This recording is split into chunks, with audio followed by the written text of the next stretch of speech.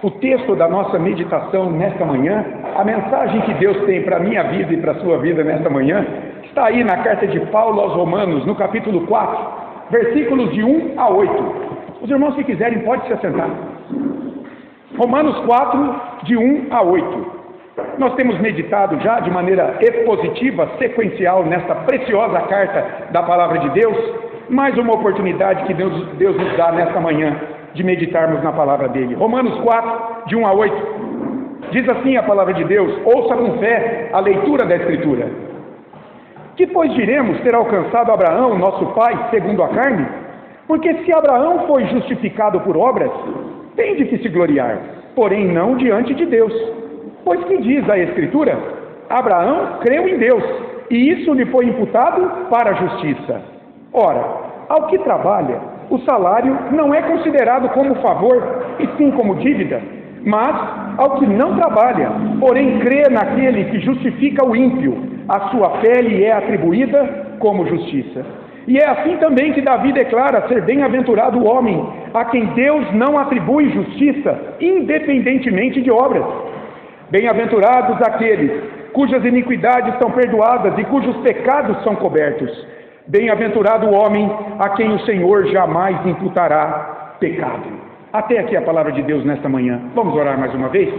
Santo e eterno Deus, no nome de Jesus, lida foi a tua palavra, a revelação do céu, do Senhor, para a tua igreja, ó Deus. E nós aqui reunidos nesta manhã, estamos ávidos por ouvir e entender a tua voz, na tua palavra revelada na Escritura. Ajuda-nos, Senhor, que o teu Espírito Santo ilumine a nossa mente, aquiete o nosso coração agora. Ó Deus, em nome de Jesus, que caia por terra toda mentira, todo preconceito que possa haver no nosso coração, e que, de fato, o teu Espírito possa trazer a verdade revelada pelo Senhor para a vida do teu povo. Ajuda-nos, Senhor, nós precisamos do Senhor nessa hora. Fala conosco, Deus, pela explicação, pela pregação da tua palavra. Nós te pedimos, confiados não em nós, mas no nome de Jesus. Amém. Meus irmãos, depois de defender a justificação, a doutrina por meio da qual Deus declara um pecador inocente diante de si, Paulo agora vai trazer aqui para os judeus de seus dias, para aquele povo que compunha a igreja de Roma, judeus e gentios, a doutrina de fato de que não são as obras da lei que salvam, como abrimos o culto nesta manhã, mas é uma justiça enviada por Deus, uma justiça revelada por Deus, independentemente da sua lei, porque a lei baseada nos mandamentos condena o homem em pecado, porque em pecado nenhum ser humano pode atingir a justiça perfeita exigida pela lei de Deus. Deus então precisou revelar uma justiça dele, uma justiça vinda do céu, uma justiça manifestada publicamente na cruz de Jesus Cristo. Paulo então vai trazer para aqueles judeus, muitos judeus confiavam em si, confiavam nas suas obras, no seu jeito de cumprir a lei para agradar a Deus. Paulo vai dizer: por suas obras vocês estão condenados a um tormento eterno. Quem salva é a fé na única obra suficiente, a obra de Jesus Cristo. Obra revelada por Deus na cruz, a justiça manifestada do céu, da parte de Deus aos homens. Paulo então vai trazer um personagem muito caro para os judeus, que era Abraão. Abraão, o pai da raça judaica, afirmando que Abraão não foi salvo por suas obras. Abraão, quando foi salvo porque creu nas promessas de Deus. E aí, meus irmãos, fica aquela pergunta que Paulo quer responder e que a Bíblia responde de Gênesis a Apocalipse à humanidade. A humanidade clama por Deus, mesmo sem ela saber. Deus criou cada homem e mulher à sua imagem e semelhança. Criou para que nos relacionássemos com Ele, para que o buscássemos. O homem em pecado coloca um ídolo e se curva diante de um ídolo e não diante do Deus verdadeiro. E qual é a resposta que a Bíblia pergunta, que a Bíblia responde?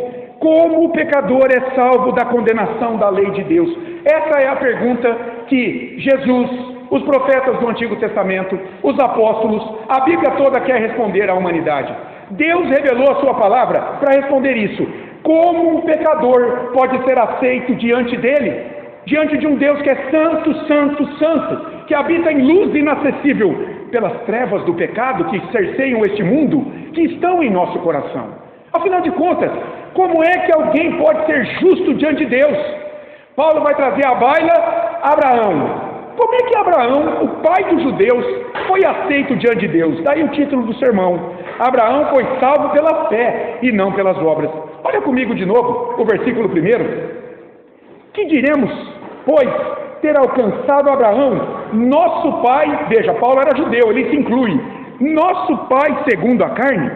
Em outras palavras, o que Paulo está dizendo aqui?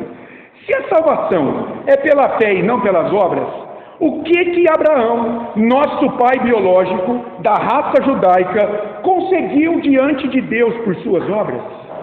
E por que Paulo faz essa pergunta? Porque, meus irmãos, para os rabinos, a liderança judaica daqueles dias, olha o entendimento que eles tinham e ensinavam às pessoas.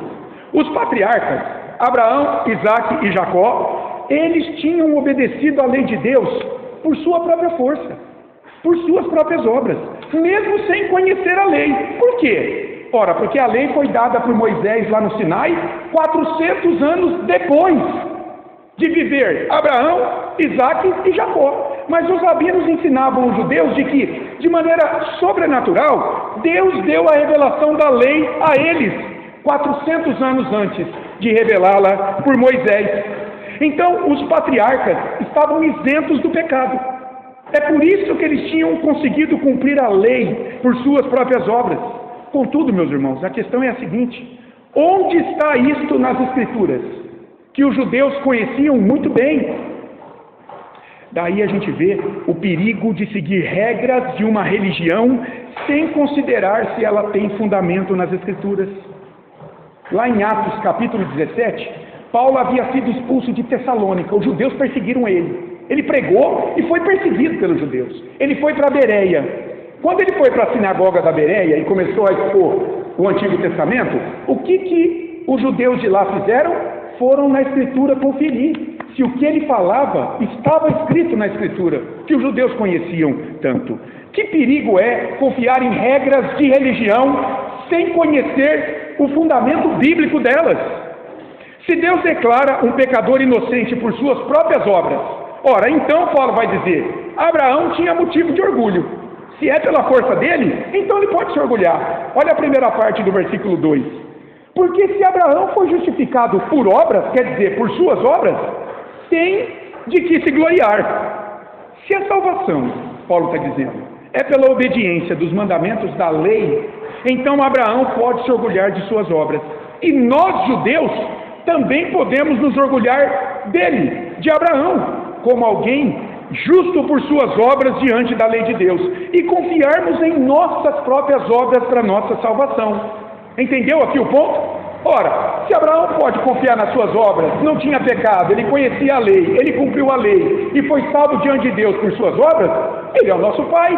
Se nós caminharmos com ele, crendo nele, nós também, judeus, podemos confiar nas obras, na nossa força. Mas olha a segunda parte do versículo 2. Pode se gloriar diante dos homens, porém não diante de Deus. Diante dos homens, diante da justiça dos homens, diante do modo que os homens têm de agradar a Deus, então ele poderia se gloriar, mas jamais diante da justiça de Deus. Uma justiça que é enviada pelo próprio Deus do céu, foi vista na cruz, é separada da lei, porque pela lei todos seremos condenados. Ele falou isso no capítulo 3, versículo 21, e é uma justiça que é nossa pela fé. O instrumento pelo qual nós tomamos posse da justiça de Deus em Cristo é a fé, não é o que fazemos, não é o nosso ativismo religioso. Paulo está dizendo aqui, nesse versículo 2, que Deus é o agente da salvação, da justificação de Abraão e de todo pecador, ao acreditar sobre sua vida, a sua justiça, a perfeição de Cristo, a cruz de Cristo, e aí poder no seu tribunal declarar judicialmente um pecador inocente de seus pecados. Ele vai explicar isso no versículo 3. Olha comigo o versículo 3. Pois que diz a Escritura? Abraão creu em Deus, e isso lhe foi imputado para a justiça. Paulo cita aqui, meus irmãos, o texto de Gênesis 15, 6. Lá em Gênesis 15, 6, nós vemos Abraão crendo na promessa de Deus, de que a sua descendência seria tão numerosa como as estrelas do céu. Deus disse assim: Abraão, sai da tua tenda, vem para cá. Era uma noite bonita, estrelada. Eu imagino ali a cena. Deus pediu para ele olhar para o céu. Ele falou: conta as estrelas se é que podes. E claro, Abraão não poderia contar as estrelas. E Deus fez a promessa: assim será a tua descendência. E dessa descendência virá o descendente final, que é Cristo, que é o Messias, que libertaria o povo da escravidão do pecado. Abraão creu nessa promessa. Ali ele foi declarado justo diante de Deus. Ali ele foi justificado de seus pecados. Então a base da justificação de Abraão não foi suas obras, mas a fé nas promessas de Deus. Nós vamos ver, se Deus permitir, no próximo sermão, Paulo vai explicar isso. No capítulo 4, versículo de 18 a 22. É essa promessa que Abraão creu. Que viria dele um homem com mais de 80 anos, Sara, sua esposa, estéril, mas Deus faria que essa mulher engravidasse de Isaac. E de Isaac viria depois Jacó, e assim as 12 tribos. E da tribo de Judá viria quem? O Messias, Jesus, para a salvação do seu povo, da escravidão do pecado. Essa era a promessa que Abraão creu. Os judeus, irmãos, eles conheciam as Escrituras. Quando Paulo traz à baila esse texto de Gênesis 15, 6, para os seus leitores, é um checkmate para eles. Eles não poderiam ignorar esse texto. A forma como o patriarca Abraão, que eles tanto se vangloriava, foi tido por inocente. Foi pela fé. E olha que expressão interessante essa aí, ó. Abraão creu em Deus, no versículo 3, e isso, ou seja, essa fé, lhe foi imputada. Essa expressão é importante. Esse verbo aí, foi imputado, está num tempo grego interessante. Nós não temos no português. É o tempo aoristo. Qual que é o tempo aoristo no grego, onde esse termo foi trazido? Deus fez algo no passado, cujos efeitos perduram até hoje. Aquela fé de Abraão é a nossa fé. A fé na promessa de salvação pelo Messias dele é a nossa fé hoje. É por isso que está nesse verbo. O Espírito Santo que atuou em Abraão naquele dia e que o levou a crer é o mesmo que atua em nós. Aquilo que Deus fez nele perdura até hoje e está na voz passiva. Lembra a voz passiva no português? O sujeito agente não é quem fala, é alguém por ele. Significa, foi imputado Deus imputou essa fé. Deus considerou como um crédito para Abraão essa fé. E veja, uma fé que o próprio Deus deu. Porque em Efésios 2:8, Paulo deixa claro que a fé vem de Deus, não vem de obras, para que ninguém se glorie. Então até a fé que Abraão teve na promessa de Deus, foi dada por Deus a ele. Deus é o sujeito da salvação, do início ao fim. E ele imputou a Abraão, essa palavrinha aí, justiça, de Kaiosine. Justiça é um status de retidão jurídica diante da lei de Deus. Meus amados, quando Deus imputa a sua justiça, declara alguém inocente de seus pecados diante da sua lei, pelo sangue de Cristo, de fato, ele o declara inocente da sua lei, não o condenando mais por seus pecados. A justiça de Deus em Cristo significa que Deus já puniu os meus pecados em Jesus. Deus não faz vista grossa para o pecado. Para ele ser justo e justificador daqueles que ele declara inocente, ele tem que punir o meu pecado em alguém. E ele pune o meu pecado em quem? Em Cristo na cruz. Essa é a sua justiça, separada da lei, não dependente de nós. Abraão olhava para frente nos seus dias, para o seu descendente final, que era Cristo, e ele cria nele para a sua salvação. E nós, hoje? Nós olhamos para trás. Cristo já veio, o descendente final de Abraão. A cruz já foi manifestada para a nossa salvação. E aqui tem um ponto interessante, então. Porque muita gente diz assim: ah, pastor, o Antigo Testamento era o tempo da lei. Era o tempo da lei para a salvação. O homem era salvo cumprindo os mandamentos da lei. Agora, o Novo Testamento é o tempo da graça. O homem é salvo pela fé em Cristo, não é mais o tempo da lei. Meus amados, isso aqui é um grande equívoco na interpretação sistemática da Escritura, como um pacto só, uma aliança só, porque a salvação nunca foi pelas obras da lei. Vocês acham que Abraão poderia ter crido por ele? Quando Deus o resgata de Ur dos Caldeus, aquela terra na Mesopotâmia, ele era um idólatra da divindade Lua. Josué 24:2 diz isso. Ele adorava deuses diversos, diferentes. Abraão era um idólatra. Deus soberanamente o chamou, o escolheu daquela nação, daquela região, para que por meio dele ele formasse um povo, para que viesse o Messias, cumprindo a promessa de Gênesis 3,15. O descendente da mulher virá e esmagará a cabeça da serpente. Olha como as coisas se encaixam. O Antigo Testamento fala de graça. Depois da queda, Deus poderia ter passado a régua em tudo, acabado com tudo. O homem pecou. Ninguém tinha crédito diante de Deus. No Éden havia livre-arbítrio. Lá no Éden, Adão e Eva tinham, de fato, livre-arbítrio. Eles não tinham o pecado neles. Por eles, poderiam escolher a Deus. Quando eles caíram, o pecado entrou na raça humana. Hoje, nós somos tendenciosos para o mal. Tudo que pensamos, sentimos e fazemos está manchado pelo mal, pela queda. Então, nós precisamos o quê? De purificação espiritual. Quem traz isso é o sangue de Jesus Cristo. Deus sempre salvou pecadores, dando a eles fé em uma justiça, atribuindo-lhes uma obediência, uma perfeição que não é deles, mas de outro, de Jesus Cristo, que é acreditada a eles por graça. Por isso, irmãos, Deus não deve nada a ninguém, nada. O homem é devedor da graça e da misericórdia divina ao salvá-lo da condenação de seus pecados. Paulo vai explicar isso melhor agora, nos versículos 4 e 5. E ele vai fazer um contraste interessante aqui.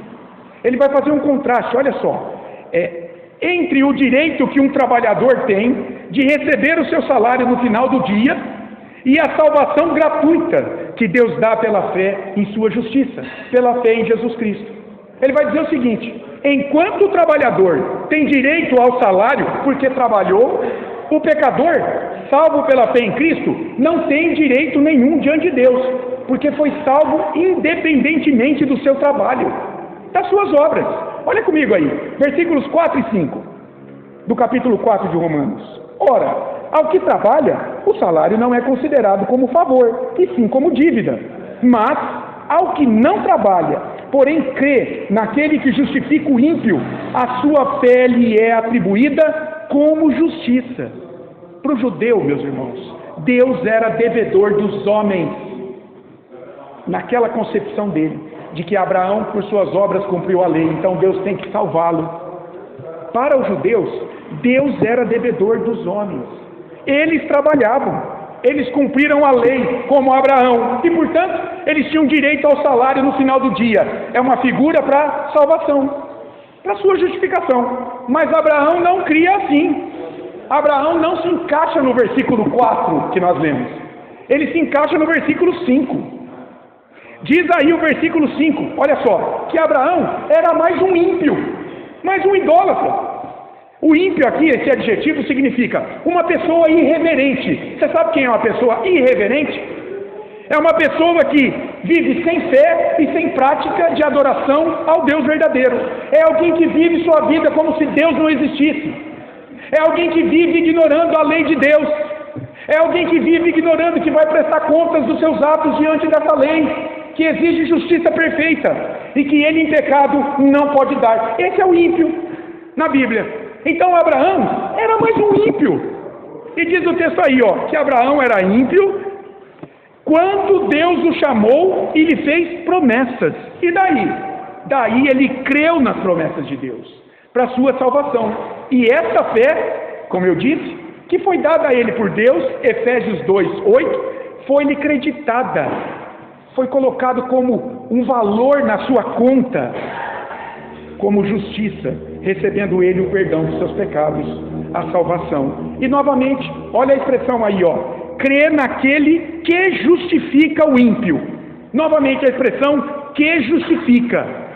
Essa expressão significa, o que Deus faz quando ele justifica alguém? Quando ele declara alguém inocente em Cristo?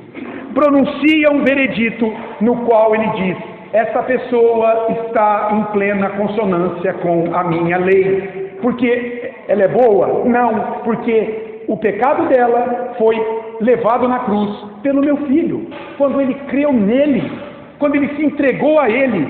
Então eu posso, por meio de Cristo, declarar no meu tribunal, judicialmente, que esse pecador agora é inocente diante de mim.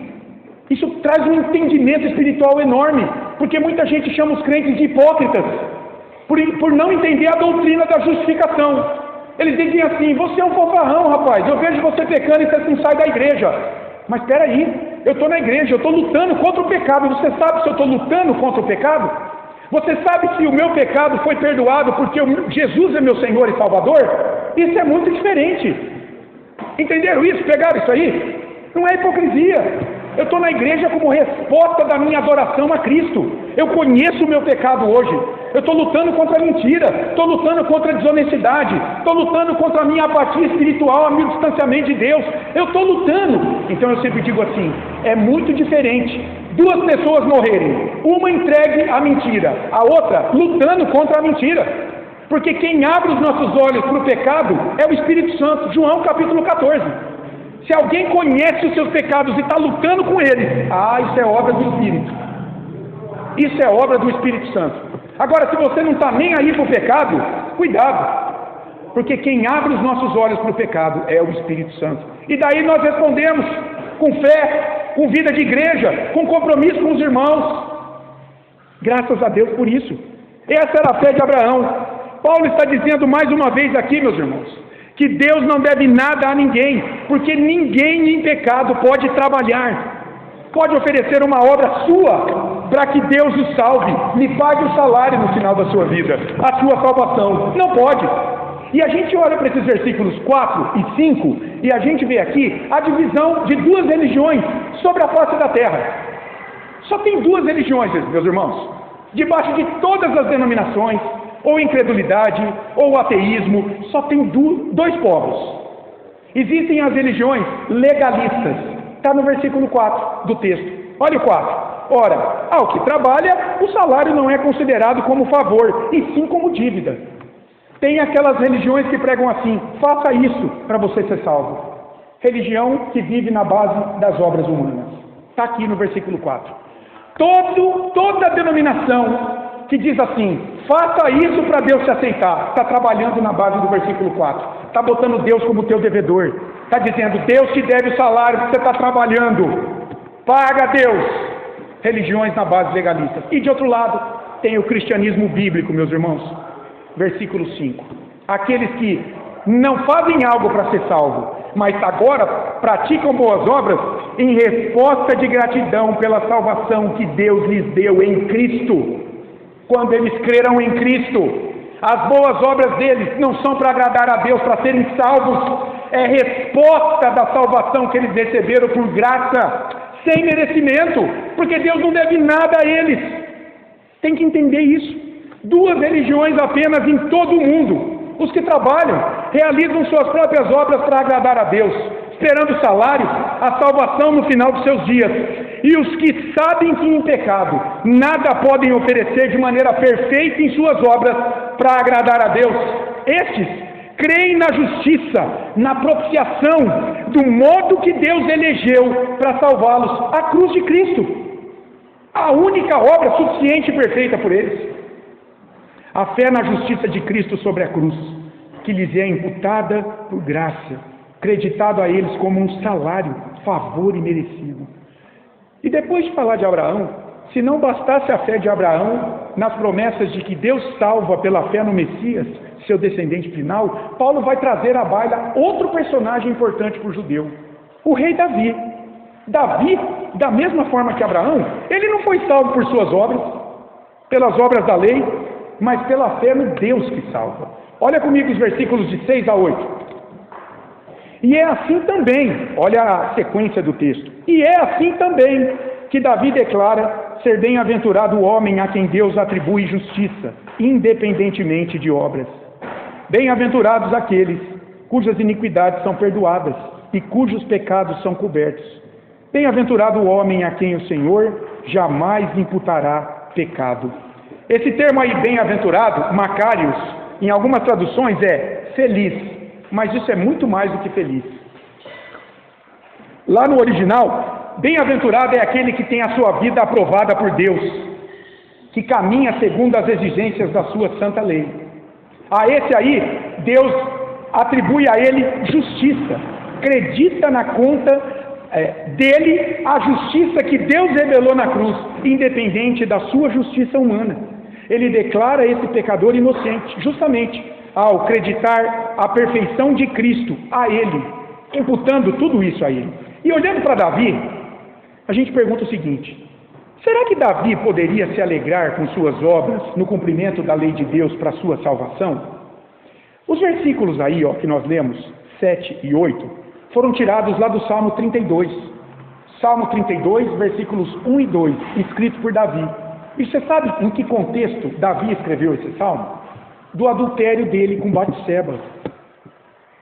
Foi lá naquele contexto do adultério de Davi com Batseba, da morte do marido dela, que Davi compôs esse salmo aqui, 32. Paulo aqui, meus irmãos, ele vai citar esse texto nos versículos 7 e 8, na defesa de que a salvação é pela fé e não pelas obras, justamente considerando o momento difícil de Davi. Vocês lembram da história? Está lá em 2 Samuel, capítulos 11 e 12. Davi foi passear no jardim e viu Batseba tomando banho. A mulher tinha marido, mas ele não quis saber, a possuiu. Depois ela engravidou, falou: "Rei, eu estou grávida." Urias, um forte general de Davi, estava guerreando por Israel, sofrendo na guerra na mão dos inimigos. Para dizer que o filho era de Urias, Davi manda chamar Urias. Urias, desce lá com Batseba, fique com a sua esposa um tempo, você está guerreando há tanto tempo. Urias se recusou. Veja a integridade desse homem. Israel está guerreando lá, meus irmãos dormem na terra, lutando contra o inimigo, e eu vou me deitar com a minha esposa, tomar banho de água quente lá? De jeito nenhum. Foi embora. Davi então não teve o que fazer, chamou Joabe e falou: "Joabe, bota Urias na frente da batalha, na frente dos arqueiros." Porque na frente dos arqueiros era a morte certa naqueles dias. A flecha alcançava todo mundo. Então ele tramou a morte de Urias. Ele foi perdoado de seu pecado. Deus envia o profeta Natã para falar com ele, repreendendo. Ele entendeu que ele pecou. Ele correu para Deus porque ele sabia que havia perdão para ele nas mãos de Deus, do Deus que ele servia. Um Deus de amor, de misericórdia. E aí ele compõe os Salmos 32 e o Salmo 51. Esses dois salmos foram compostos por Davi. Depois você lê esses salmos. Ele se derrama diante de Deus, reconhecendo o seu pecado, se arrependendo daquilo que ele havia feito. E olha agora Paulo trazendo esses salmos aqui em Romanos capítulo 4. Veja no versículo 7, quem Davi diz que Deus perdoa: bem-aventurados aqueles cujas iniquidades são perdoadas. Essa palavra no original, iniquidade, é anomia. Significa aqueles que vivem sem lei. Então lá no grego, nomos lei. Há esse prefixo de sem. Então, sem lei. Essa palavra significa Deus perdoa um anarquista. Quem que é um anarquista? O anarquista é alguém que vive sem lei. É alguém que vive como se não houvesse uma lei para ser obedecida da parte de Deus. É esse que é perdoado. Isso estava no coração de Davi. Deus perdoa pessoas assim, se elas se achegarem a Cristo. E isso revela que o homem precisa de perdão, porque Deus deu a sua lei para ser obedecida pelo homem. Olha Gênesis 2:17. O que ele diz para Adão, nosso primeiro pai? Você pode comer de tudo que está aqui, até da árvore que está lá no meio do jardim, da árvore da vida. Mas da árvore do conhecimento e do bem e do mal, não come não. Porque no dia em que dela comeres, certamente morrerás. Olha a ênfase. Certamente morrerás. Deus é justo. Agora ele tem que cumprir. Ele não pode negar a sua natureza. Ele disse que, diante do pecado, ele teria que matar o homem. O pecado impede que nós cumpramos essa lei, meus irmãos. Então, para que serve a lei de Deus? Ela foi dada não para salvar o homem, mas ela foi dada, pelo menos, para três coisas: para apontar o pecado humano, para apontar a incapacidade do homem em obedecê-la e para conduzi-lo a Cristo, que a cumpriu em seu lugar. Esses aí, diz Davi, são perdoados os seus pecados. E novamente, esses são perdoados, está naquele tempo lá, aoristo. São perdoados ontem, são perdoados hoje, são perdoados até o retorno de Cristo. Aqueles que creem em Cristo como seu Senhor e Salvador têm os seus pecados cobertos. E essa expressão coberto aqui é interessante. Você lembra da Arca da Aliança? A Arca da Aliança tinha uma tampa. Tinha 2 querubins, um virado para o outro. Uma vez por ano, o sumo sacerdote entrava lá no Santo dos Santos, atrás do véu, com o sangue de um animal, e derramava sobre a arca, no dia do Yom Kippur. Os judeus celebram o Yom Kippur até hoje. É o dia da expiação. Uma vez por ano, o sumo sacerdote entrava lá, derramava o sangue sobre a tampa da arca, para Deus perdoasse o pecado da congregação. Agora, o que estava dentro da arca? O bordão de Arão que floresceu, o maná e a lei. Percebe que o sangue cobria a lei? O sangue era derramado na tampa, cobria a lei. Por quê? Para que o mandamento da lei não fulminasse esse pecador. Então, entre o pecador que oferecia o cordeiro e o sangue e o mandamento, havia o sangue, um sangue do animal que apontava para o sangue de Cristo. Por isso que Davi pode dizer assim, aqui, os pecados estão cobertos. Cobertos pelo quê? Pelo sangue de Cristo. Você se lembra lá no Êxodo de Israel, do Egito?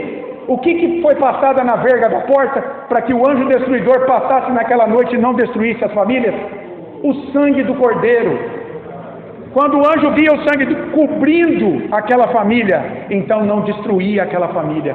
Meus caros, Paulo está dizendo, o pecador precisa viver coberto pelo sangue de Cristo, para que ele não seja fulminado diante de Deus. O Novo Testamento revela o sangue de Jesus cobrindo o pecado do povo. Como Deus aceita um pecador hoje, perdoando os seus pecados? Pela fé na justiça que Ele mesmo revelou na cruz do seu Filho Jesus. Ao declarar aí no versículo 8, ser abençoado por Deus o homem a quem Ele jamais imputará pecado. Davi, quando compôs esse Salmo 32, ele tinha plena convicção de que mesmo no meio dos seus pecados, Deus o havia perdoado e jamais o acusaria de devedor no dia do juízo. Por quê? Porque cria não na sua justiça. Olha onde ele estava ali, adultério, morte. Ele não cria na sua justiça. Ele cria no perdão divino pela fé na promessa messiânica da vinda do Redentor, aquele que se assentaria no seu trono e reinaria para sempre. A aliança que ele fez lá em 2 Samuel 7 com Davi. Lá em 2 Samuel 7 ele prometeu para o rei, vai vir um descendente teu, Davi, que se assentará no teu trono e reinará para sempre. Seria Salomão? Depois que morreu o filho de Batseba com Davi, ele teve outro, Salomão. Seria Salomão? Claro que não, Salomão morreu. Esse que reinaria para sempre é Jesus, porque Jesus passa pela descendência do rei Davi também na carne. Que coisa impressionante, irmãos. O que pode ser mais consolador para nós, pessoas tão imperfeitas, do que saber que Deus, por graça, nos deu a perfeição de Jesus para o nosso perdão e aceitação em sua presença. Deus nos deu a sua justiça. O que pode ser mais consolador do que isso? Você crê que Deus existe? Você crê que Ele é perfeito e exige perfeição de suas criaturas? Se você é imperfeito, então como é que você vai ficar em pé no dia do juízo diante dele? A Bíblia responde: é pela justiça de outro, é pela perfeição de outro, creditada a você por graça, que é sua pela fé em Jesus Cristo como teu Senhor e Salvador. E daí a gente pode tirar algumas lições desse texto, meus amados, além daquelas que nós já tiramos aqui.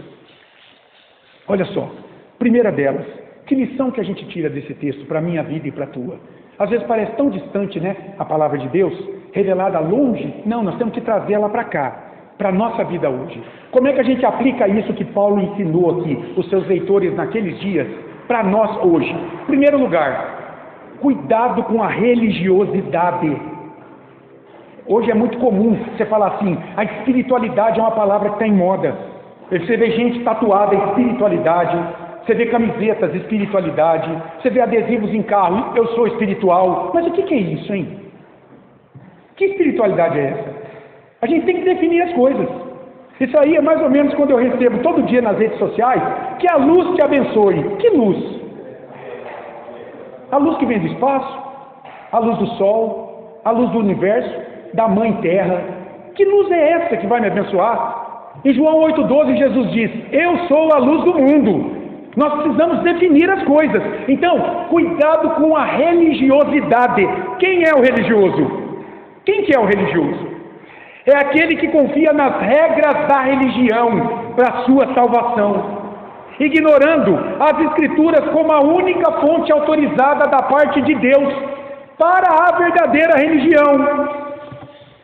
Por exemplo, quem frequenta uma seita religiosa, um grupo religioso fechado. Por exemplo, os adeptos do catolicismo romano, que creem também em muitos sacramentos e muitas penitências, no mérito de santos, de pecadores como eu e você, para serem aceitos diante de Deus. Jesus fez a parte dele, agora eu faço a minha parte.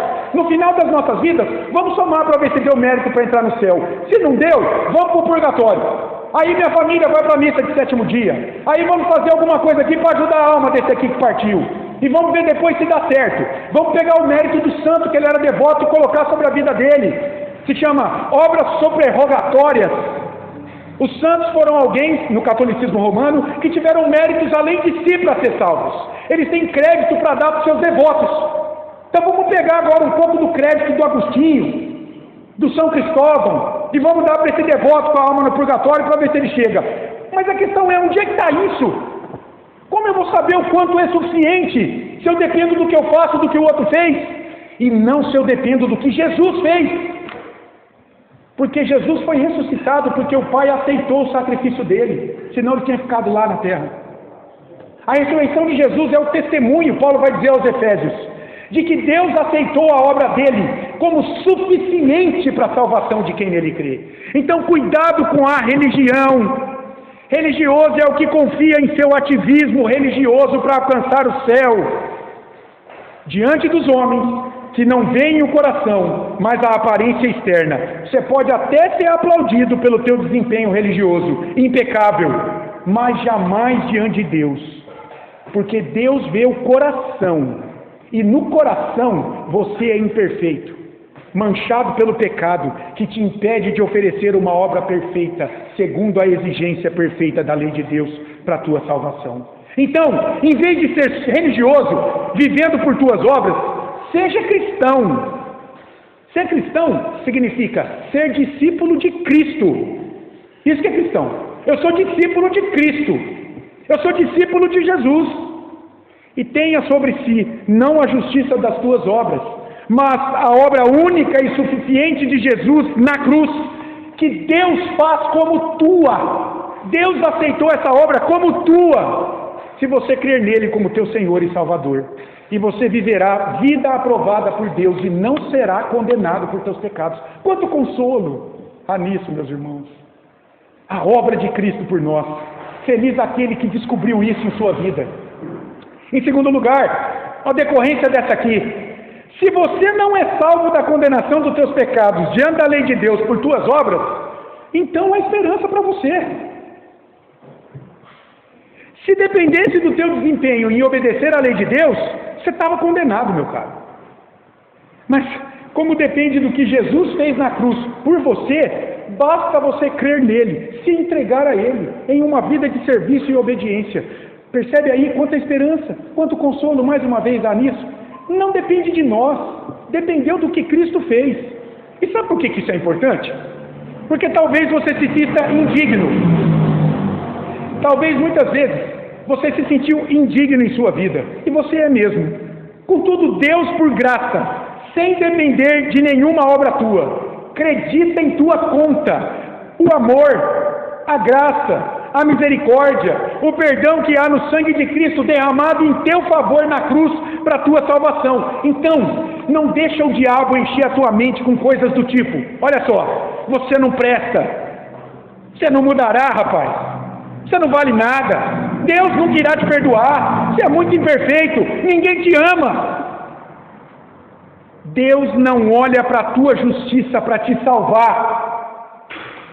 Não olha para as tuas faltas, para o teu desempenho, para te salvar, para te perdoar. Ele olha para o que Jesus Cristo fez por você, no teu lugar. Esse é o Evangelho. É Cristo morrendo na cruz por você, para você não morrer no dia do juízo.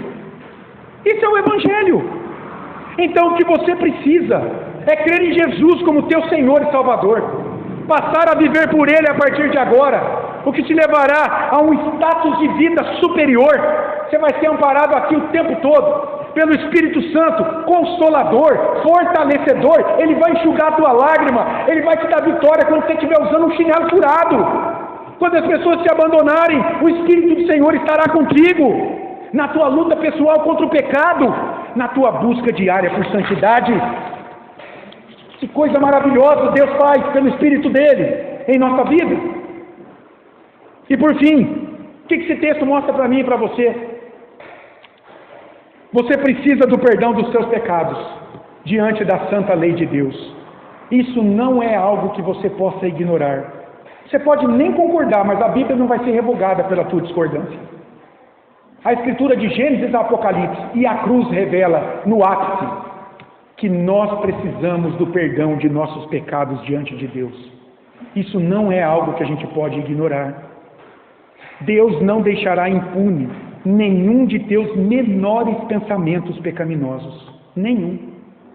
Por isso, meu caro, comece a considerar seriamente como anda a tua vida diante de Deus. Ela está firmada em Jesus Cristo, a rocha, ou ela está construída sobre a areia? Se estiver construída sobre a areia, sobre as tuas obras, o teu jeitinho de viver e agradar a Deus, à luz desse texto aqui, abra os olhos e os ouvidos, porque a ira de Deus virá sobre você no dia do juízo, como um tsunami, e não restará pedra sobre pedra da tua vida para contar a história. Mas, se a tua vida está firmada em Jesus Cristo, a rocha, você passou da morte para a vida, você passou das trevas para a luz, você deixou de ter Deus como um juiz, e agora Ele é o teu Pai que te ama, Ele está te ouvindo, Ele sabe da tua dor, Ele conhece o teu coração, as tuas lutas. Você veio aqui nessa manhã porque Ele está te chamando para que você se reaproxime de novo do povo dEle, da igreja dEle, para que você tenha a tua fé alimentada pela pregação da palavra dEle, pela oração que é feita neste lugar. Deus te ama e por isso Ele te trouxe aqui nessa manhã. Ele é o teu Pai em Cristo Jesus. Então, se a tua vida está construída sobre Cristo, você pode viver tranquilamente hoje, mesmo sabendo que você ainda peca, porque esses pecados já foram pagos na cruz pelo teu Senhor, para você não ser mais acusado diante de Deus por nenhum deles, para que você viva agora, vida aprovada pela cruz de Cristo, não pelas tuas obras, e depois herde uma vida eterna. Quanta esperança há em crer na cruz de Cristo! Ela traz paz, reconciliação com Deus, vida eterna. Então, se você já crê em Jesus como teu Senhor e Salvador, torne a tua fé ainda mais forte nessa manhã, ainda mais convicta. E se você não crê, o chamado é para você deixar as tuas, entre aspas, boas obras, para ganhar o favor de Deus e assumir a cruz de Jesus como a única boa obra que Deus aceitou para o teu perdão. Como diz o hino 39, exaltação e louvor. Ó, vinde crentes dar louvor ao grande Rei Jesus, que para a nossa redenção morreu na amarga cruz. Seu sangue derramou, de tudo me lavou, mais alvo do que a neve me tornou. Louvado seja o nome do Senhor nessa manhã. Vamos orar mais uma vez? Obrigado, Pai, pela Tua palavra lida e exposta, para a nossa edificação, para a nossa santificação e para a glória do Teu nome. Ó Senhor, o Senhor conhece a necessidade de cada filho Teu que o Senhor trouxe aqui nesta manhã. O Senhor conhece as lutas de cada um. Que o Teu Espírito aplique, na medida da necessidade deles, a Tua palavra pregada aqui nesta manhã. Ó Senhor, que o Teu Espírito traga esta palavra à lembrança destes amados, a cada dia dessa semana que se inicia.